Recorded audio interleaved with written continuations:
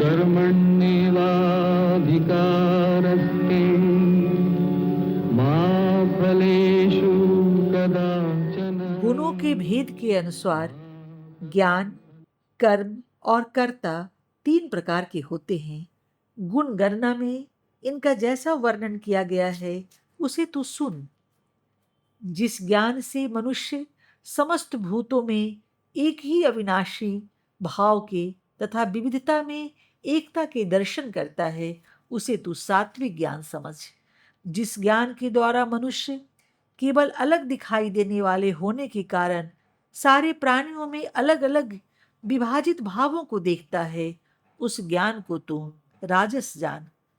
जिस ज्ञान के द्वारा बिना किसी कारण के एक ही वस्तु में सब कुछ समाया हुआ मानकर मनुष्य आसक्त रहता है और जो ज्ञान रहस्यहीन तथा तुच्छ है वह ज्ञान तामस कहा जाता है। फल की इच्छा से रहित पुरुष के द्वारा आसक्ति तथा राग द्वेष से मुक्त रहकर किया गया नियत कर्म सात्विक कहलाता है। अर्थात नियत कर्म का अर्थ है मन के द्वारा इंद्रियों को अंकुश में रखकर किया गया कर्म। भोग की इच्छा रखने वाला मनुष्य मैं करता हूं की भावना से धांधली में शक्ति का बहुत अपव्यय करके जो कर्म करता है वह राजस कर्म कहलाता है।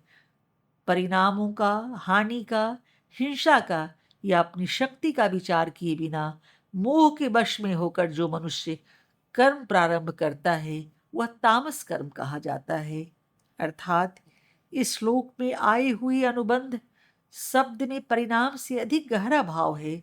किसी कर्म का प्रत्यक्ष या परोक्ष संबंध जहां जहां होता है और उसका असर जहां जहां पहुंचता है उस संपूर्ण विस्तार को अनुबंध कहा जाता है।